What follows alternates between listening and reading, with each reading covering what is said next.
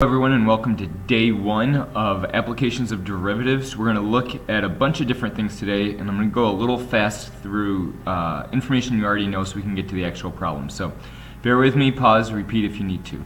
But we'll start with the question, true or false, if f has a derivative at x equals c, then f is continuous. And we know that the definition states that we have the limit as x approaches c between two different values. And if the limit exists, and if there's a slope at that value, then it must mean that that point exists also, which does imply that if the limit exists and that point is the same, we know it's continuous. So therefore, we know that by this definition, that the limit is, that if it has a derivative, then f is continuous at x equals c, because the limit is equal to the actual point. So the conclusions that we can make here is, if it's derivative, then it cannot have a hole, because the limit exists but the point is not there. So when we look at what the slope is at x equals c, there is nothing because there is no point. A vertical asymptote. The limit from the left does not equal the limit from the right. Jump discontinuity. We know that the limit does not equal the left and the right, so therefore derivative cannot exist. Vertical tangent line, which happens when you're given something like this, and right there is your vertical tangent line. It is still a function. Make note of that. It's just like the x cubed or cubed root of x graph. That it's still a function. It's just got a vertical tangent line right there. This is called a corner. We look at a corner. Absolute value graph is the one that we think most of. Note that the derivative from the left would be -1, the derivative from the right would be 1, and those are not equivalent. So therefore, right at that corner, the derivatives are not the same, and therefore the derivative cannot exist. Or a cusp, in the same idea. The cusps are where you look like that. So corner and cusps, a derivative cannot exist. And you can read the bottom part here. Definitions. An absolute maximum is where the highest point is greater than all other, at that point c, the highest, the y value, the largest y value is greater than all other points in that function, in the domain. So we're saying that at c is the larger than any other y value in the domain of D. The maximum value, f of c is called the maximum value or the absolute maximum. The absolute minimum is where it's the lowest point. Same idea here. And we call these extreme values, just so you know, extreme values. And then a local maximum is where the y value at c is greater than any other, where it's near c. It's within a restricted domain. So if we look here, our absolute minimum is at x equals a. It's the lowest point. And our absolute max is at x equals b, our highest point. But we also have local maxes. Local maxes are where we go from increasing to decreasing. So we have one here, one there. So we have local maxes at x equals b and x equals d. We also have local mins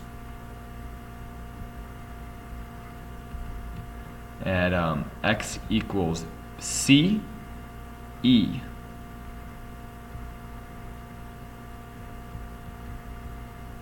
Well, that looks already like an e, so we'll make that an e. So, need to know that minimums do not, okay? Absolute minimums do need to be the lowest, absolute maxes need to be the highest. Local do not. So there's a min here, but local. Local max is there. This is also a local max. Okay? And so the extreme value theorem of calculus states if f is continuous on a closed interval a to b, which all of these are, then f attains an absolute maximum value at c and an absolute minimum value at d. These are the y values to say it's the absolute min or max in some interval a to b. So in this case, if we look at it, the lowest point is right at a. Therefore, we can also say that a equals d. That's okay. It can be the absolute at the beginning. And the absolute max is at right there, so we know that's C. With this point, look at both of them are minimum. So we can say that equals D1 and this equals D2. And the absolute max is right there, of course, so we can say that's C. And right here we got two maxes, one min, so we can say this is C1 and this is C2 and this is D. So here's some examples. If any of you are wondering what about the straight line, no, it's not straight, but you know what I'm saying here. Then we can say this is A equal to C equal to D, and so about that one, B equals C, which equals D. And the straight line would just mean that they are all the same value, that the min and the maximum are equivalent. It's a straight line, slope of 0. Fermat's theorem states that if a local maximum or minimum occurs, then the derivative equals 0. Extremely important. A critical number is at a place that the derivative is equal to 0 or does not exist. That's key. A critical number is where, critical value I call it, is where a derivative is 0 or does not exist. If f has a local maximum or minimum, then c is a critical number of f. So Rolle's theorem. So Rolle's theorem states, let f be a function that satisfies these three hypotheses. F is continuous on the closed interval. F is differentiable, meaning that there's no cusps, holes, or corners. And we know that the endpoints are the same. Then if those three are true, then what we can state is that there's a number c. There's a number c in the interval a to b such that the derivative equals 0. And we can see it right here.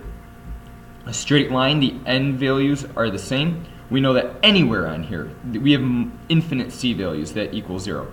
A to b, we can have an increasing and a decreasing function, derivative equals 0 there. We can have one that looks like this, derivative value equals 0 at both the min and max, or just the minimum from a to c.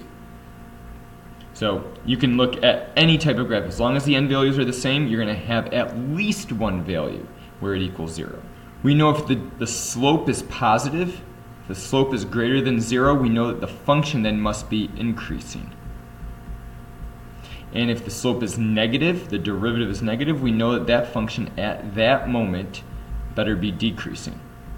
And so the first derivative test, which you guys have done before in pre-calculus, states that if the derivative changes from positive to negative, meaning that we went from increasing to decreasing, then f has a maximum, and we can say a local maximum if we want, at x equals c. And the same thing down here, if we go from negative to positive, then f has a local minimum at x equals c. And if the sign does not change, meaning that we go from negative to negative or positive to positive, then f has a point of inflection.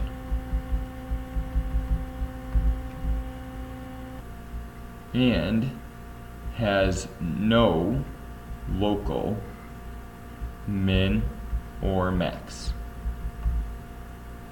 So let me state this. If you're ever asked to find a local min or local max, please, please, please, just take the derivative right away.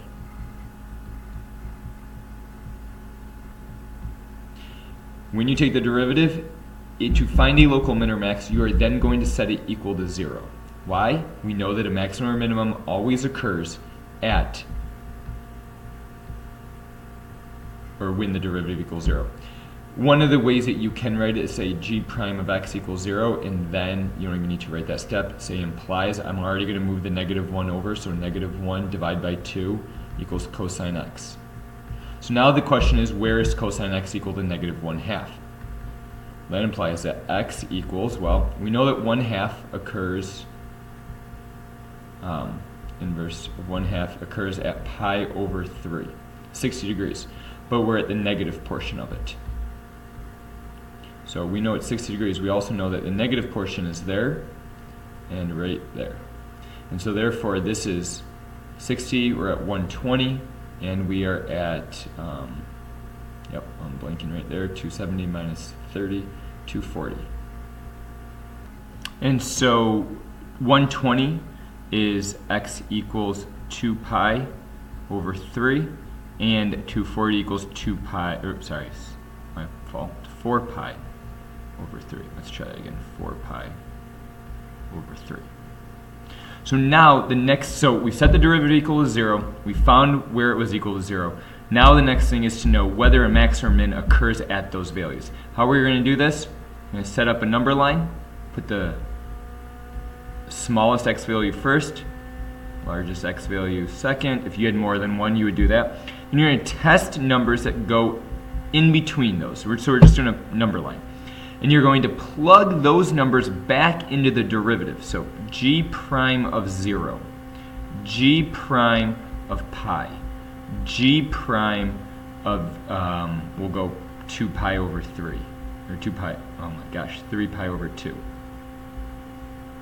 These are all numbers in between 2 pi over 3, 4 pi over 3, or less than or greater than. When I plug it into the derivative, this is the key, it's going into the derivative. 0, cosine of 0 is 1. Sorry, cosine of 0 is 1. So 1 plus 2 is 3. It's a positive number. G prime of pi, that's 1 plus 2 times negative 1. Cosine of pi is negative 1, so that's a negative number. And g of 3 prime over 2 is a positive number because we're going to get 1. Because it's 0. Cosine of 3 pi over 2 is 0. I then draw positive, negative, positive slope. So therefore, a max occurs at x equals 2 pi over 3. And a minimum occurs at x equals 4 pi over 3. Okay? So rewatch that if you need help with it. So next part is concavity. So we're going to look at smiley face, frown face. You can look over here. Well, the one thing that I do for concavity, I just draw a smiley face and put a line in it. This is decreasing, increasing.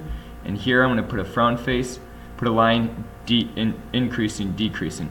You don't need to write all of those out right here. You don't need to write them all out, but it's just, can it catch water? That's concave up. Is it going to dump water out? Concave down. That's how I look at it. If the second derivative is greater than 0, then it's concave up. If the second derivative is less than 0, it's concave down. The point of inflection is where the concavity changes. So sketch a possible graph that satisfies these following conditions. If the first derivative is greater than 0, we know we are increasing from negative infinity to 1. And it's less than 0, so we're decreasing from 1 to infinity. One thing that I do here is I kind of, for me, I go -1 and over, I say increasing. And from 2 over, I'm going to say decreasing, just so I know what's going on. And then the second derivative is greater than 0 from -2. Let's switch colors here so you can see it. -2 to negative infinity, so this way we are concave up. From 2 and 2 to infinity is concave up. And then in between, here and here, we are concave down. And then we know our end behavior. We know our end behavior is approaching -2 and 0. So I know we're going to be at -2 this way, and we're going to be close to 0 right there. So now the question is, let's graph it.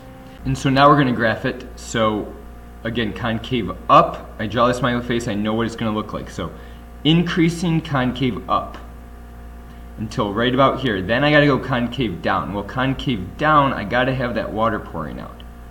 So water pouring out.